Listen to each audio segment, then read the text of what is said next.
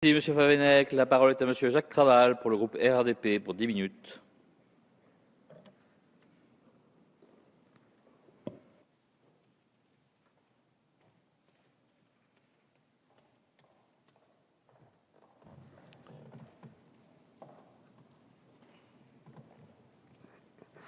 Monsieur le Président, Madame la Ministre, Monsieur le Président de la Commission du Développement durable et de l'aménagement du territoire, Madame la rapporteure, Madame la Présidente et rapporteure pour avis au nom de la Commission des affaires urbaines, Mesdames, Messieurs les députés, chers collègues.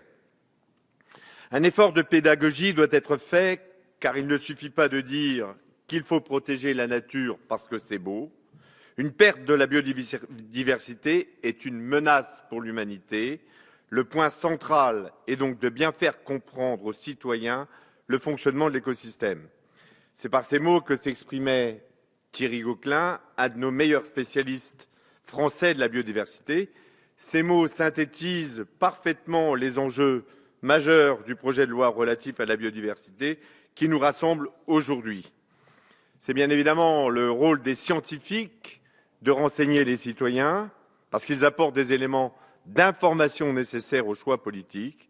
Et cette semaine, il nous appartient donc désormais d'effectuer ces choix décisifs pour transcrire dans la loi les grandes lignes des préconisations scientifiques.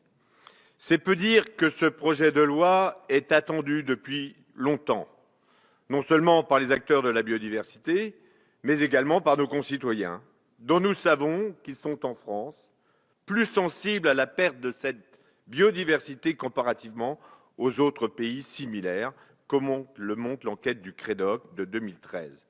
Au nom du groupe radical républicain, démocrate et progressiste, Madame la Ministre, nous nous réjouissons de la décision d'examiner le projet de loi en séance publique, en dépit d'un agenda parlementaire très chargé. Et là, je veux dire qu'au-delà des clivages partisans et des postures politiciennes, nous pouvons et nous devons nous rassembler sur quelques points qui font consensus et qui doivent nous aider à construire un texte de compromis utile et efficace, comme ça a été le cas en son temps avec le vote du Grenelle de l'environnement. Donc, au sens propre pour nous comme au sens figuré, l'enjeu de la préservation de la biodiversité est vital et sa dégradation continue est plus que préoccupante.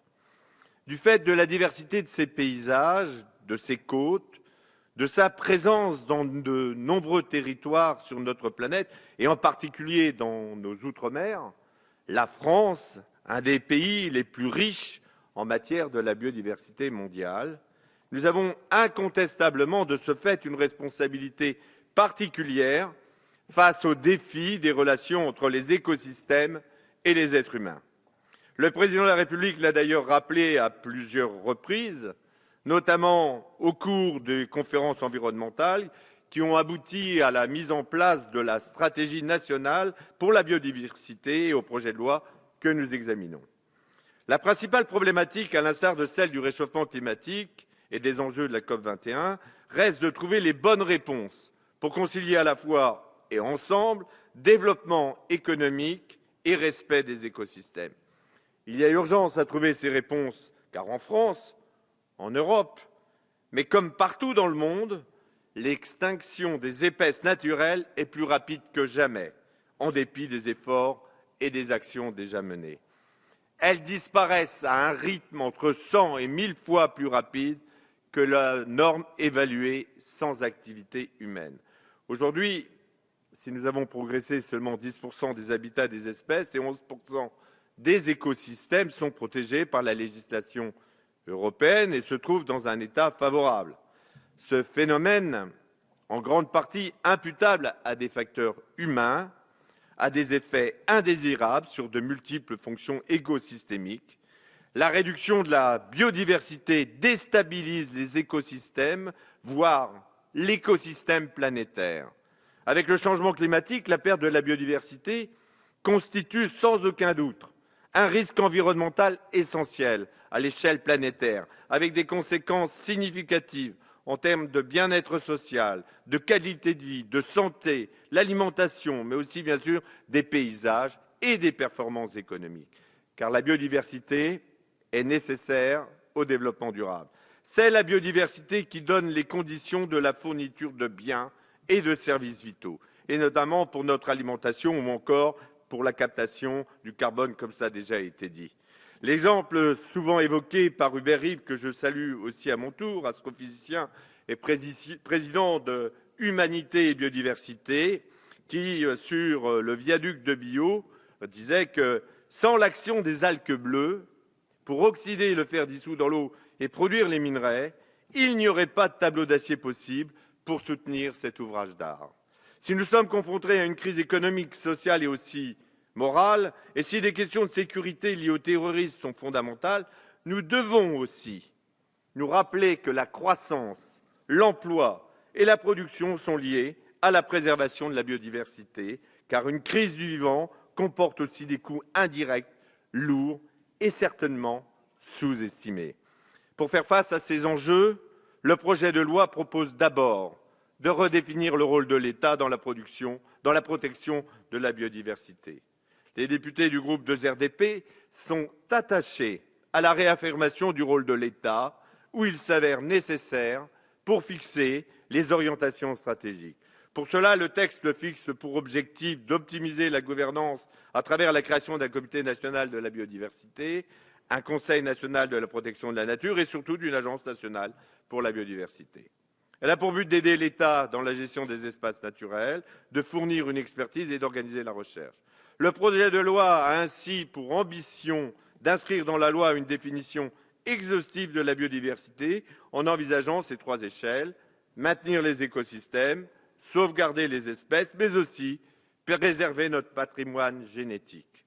Dans cette perspective, il est la transposition fidèle en droit interne des engagements de Nagoya en septembre 2012. Ce projet de loi présente à nos yeux plusieurs qualités.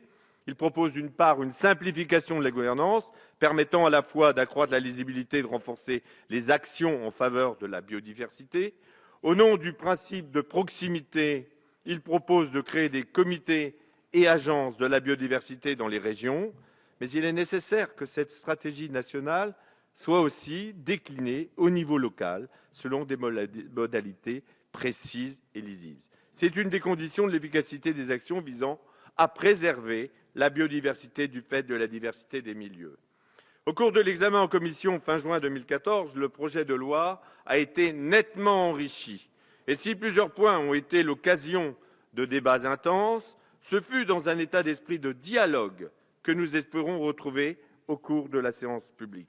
Nous sommes en particulier satisfaits de l'adoption des amendements du groupe qui visaient à clarifier en droit la manière dont l'activité agricole devait être envisagée au regard du renforcement de la protection de l'environnement. Nous croyons à la complémentarité entre environnement et agriculture. Ces amendements sont importants pour reconnaître la biodiversité spécifique supportée par les terrains agricoles, les labours ou les surfaces en herbe, au même niveau que pour les milieux boisés et les surfaces incultes.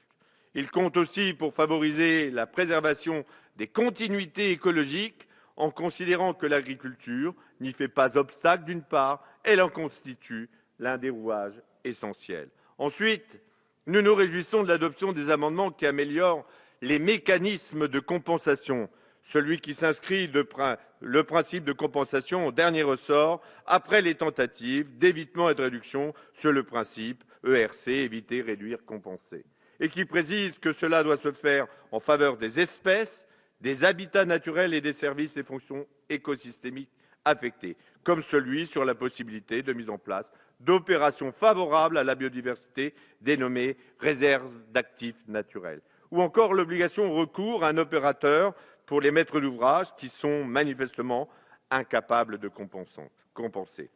Pour la séance publique, le groupe de RDP a déposé un certain nombre d'amendements touchant à de nombreux aspects du texte.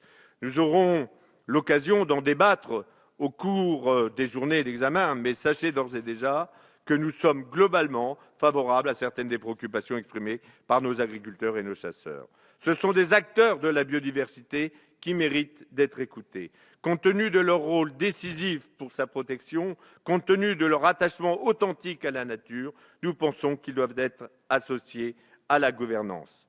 Nous préférerons une simplification de la norme pour une approche plus incitative et contractuelle qui tient compte de la réalité du terrain au plus proche de ceux qui vivent la biodiversité au quotidien. La présence et l'activité de l'homme peuvent avoir des conséquences néfastes sur la biodiversité, mais ils peuvent aussi se renforcer mutuellement. Nous devons rechercher partout les bonnes réponses aux défis de la biodiversité et favoriser la cohabitation harmonieuse des hommes et de la nature, qui se protègent et se renforcent mutuellement. Mais au-delà de l'examen de ce projet de loi, je veux souligner ici nos débats à l'Assemblée s'inscrivent dans un calendrier et un ensemble de démarches environnementales beaucoup plus larges. 2015 sera une année importante, avec évidemment le vote de la loi sur la transition énergétique que vous avez rappelé, Madame la Ministre, mais aussi dans quelques jours, la 4e conférence européenne sur l'eau à Bruxelles, et puis en avril, le 7e forum mondial de l'eau en Corée du Sud, et puis bien évidemment la COP 21 à Paris qui doit impérativement aboutir en décembre prochain à un accord efficace. Ce sont autant de rendez-vous au cours desquels la France se doit, avec humilité, être à l'offensive pour se montrer à la hauteur des enjeux immenses qui nous dépassent. Le groupe 2RDP espère ainsi que notre débat sera une pierre supplémentaire, un signe et un engagement fort, témoignant de la détermination de notre pays, la France, de progresser résolument sur le chemin d'un respect de l'environnement à la fois pragmatique et responsable. Pardonnez-moi, pour conclure, dans la fable « L'hirondelle et les petits oiseaux », Jean de La Fontaine, né à Château-Thierry, écrivait « Nous n'écoutons d'instinct que ceux qui sont les nôtres et ne croyons le mal que quand il est venu. » Il est temps d'être à l'écoute de notre planète et de l'ensemble des acteurs de la biodiversité et d'anticiper les maux avant qu'ils ne soient advenus. C'est ce qu'attendent nos concitoyens, d'être à la hauteur de la confiance qu'ils nous ont accordée, et ce projet de loi doit y contribuer, Madame la Ministre. Merci. Merci.